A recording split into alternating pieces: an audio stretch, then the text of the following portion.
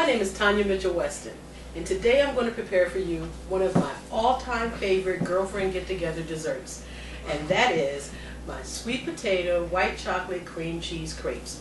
Yeah, that's what I said, sweet potato white chocolate cream cheese crepes.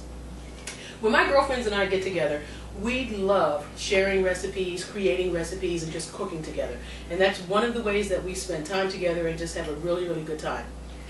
So let's get started. To begin, we want to take one medium-sized sweet potato, rub it down with some canola oil, pop it in your microwave for about 5 to 7 minutes until soft. You want to cook it in its skin so that it can caramelize in its skin. While that's working, we want to bring to a near boil 1 cup of heavy cream. While that's working in your bowl, you want to have 1 8-ounce package of Philadelphia cream cheese, softened, 1 12-ounce package of white chocolate morsels, doesn't matter the brand, whichever one turns you on, 2 tablespoons of light corn syrup. The corn syrup will help hold everything together so that if it ever comes to reaches room temperature, it won't fall apart. Mine never gets there, so I don't have to worry about it, but it still adds some flavor. Then you want to add 2 shakes of ground ginger, and believe it or not, you want to add 2 shakes of cayenne pepper. Cayenne pepper, or pepper in general, and chocolate go together very, very well. It's like peanut butter and jelly. One makes the other one even more beautiful. When your cream is hot, you want to pour it right onto your chocolate and your cream cheese. And you want to stir it so that the heat from the cream will melt the cream cheese and the chocolate. Get everything well incorporated and melted. It'll take a couple of minutes for everything to melt. It's worth taking the time to do it this way because the texture of it will be just as smooth and creamy. You'll thank me for that later. Next, you want to take plastic wrap, place it directly onto the cheese mixture, and then place the cheese mixture into an ice bath. Place the ice bath into the refrigerator for about 20 to 25 minutes, just until it gets nice and cold and firm. You want the consistency to be of lard, the way that lard looks. Next, we're going to whip up our batter for the crepes. Taking the potato that you just cooked in the microwave, you're going to smash it in the bottom of your bowl. To that, you're going to add your dry ingredients, which are 1 cup of flour, 1/2 cup of sugar, 1 teaspoon of cinnamon, 1/2 teaspoon of salt, and 1/2 teaspoon of baking powder. When you want to get that all mixed up, your mixture is going to look like a dough, almost like a biscuit dough. And yes, you can do a sweet potato biscuit with this as well, but that's another show. So you want to get that mixed in. In a separate bowl, you want to add 4 eggs, 1 teaspoon of vanilla, 1 cup of milk, 4 tablespoons of melted butter. Again, you want to hit it with a couple of shakes of your ground ginger, a couple of shakes of your cayenne pepper, 2 tablespoons of freshly squeezed orange juice, and 1 tablespoon of freshly squeezed lemon. You want to get that all mixed up, and you'll see that you're going to have some lumps of your sweet potato in here, and quite frankly, I like that part of it. I like seeing the chunks in there because I know what I'm eating, and I want to know what I'm eating when I'm eating something. You want to have a nice hot pan, medium-high heat, and what I do is I just use a piece of paper towel and drizzle the bottom of the pan, wipe it around so that the crepe doesn't stick. And again, you want your pan to be nice and hot. Now, using a 1/4 cup, I'm going to pour this into my pan.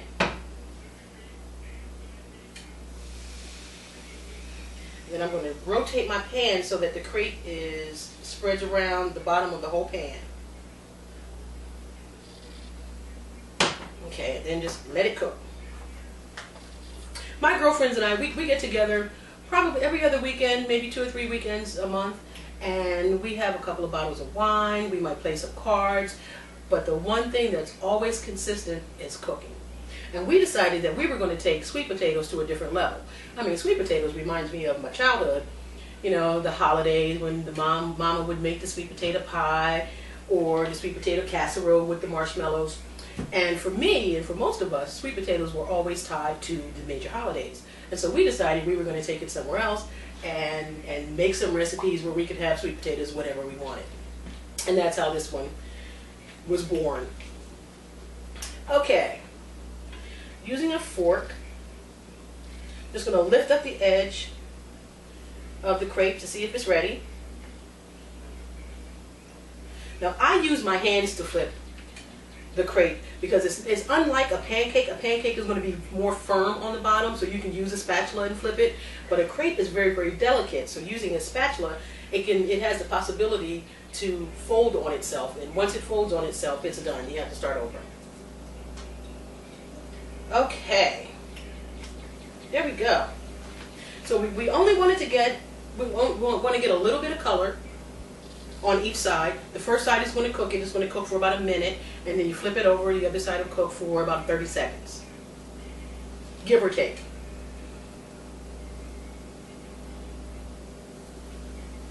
Now I have some prepared, so I'm going to let that one go. And actually, this one is ready, so let's go ahead and take this one out. Yep, there she blows. And we'll do one more. Okay. And you want to spin it around so that it coats the bottom of your pan. Can you see that? I'll bring it around just one more time. And you can see how the chunks are hitting the bottom of the pan. That's love right there, baby. That's what I'm talking about. Okay. Now while that's going, I'm going to get the mixture, the cream cheese mixture that's been chilled. It's at a nice consistency, almost like lard.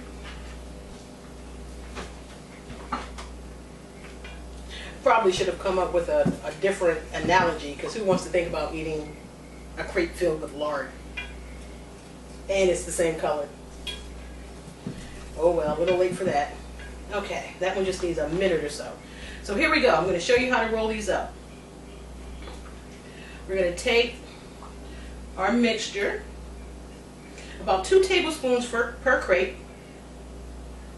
and you want to spread it out almost like you're getting ready to do a burrito. But I'm not going to fold it like a burrito. A lot of places where you go where they serve crepes, they do roll it like a burrito, but I prefer it just rolled up like a cigar. Okay, let's get that one flipped. Okay, let that cook. Okay, here we go. Just going to roll it. Okay, she's beautiful. And we'll do another one, about 2 tablespoons.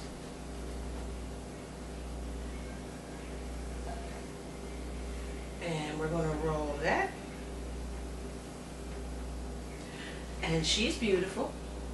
Now we usually serve 2 or 3 per person, depending upon what we've had earlier that day.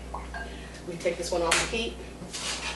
Depending upon what we've had or going to have. But generally 2 or 3 will work. Okay, then what we do is we garnish with some fresh berries. I have some oranges here. Because we do have some orange in the sauce. And I have some fresh raspberries. I'm just going to scatter them, raspberries and blackberries, just scatter them around. And then I have a raspberry drizzle. Now I make my own raspberry drizzle, but if you don't have time, you can buy some raspberry jam. Melt it in the sauce pot. Add a couple of tablespoons of orange juice or lemon juice, even lime juice, any citrus that you like. You can also add to it some white wine. You can add some raspberry liqueur. Whatever flavoring agents you like, you can add to it. Just something that's going to allow it to become much more liquidy than a jam. And then put it in whatever vessel you like and drizzle.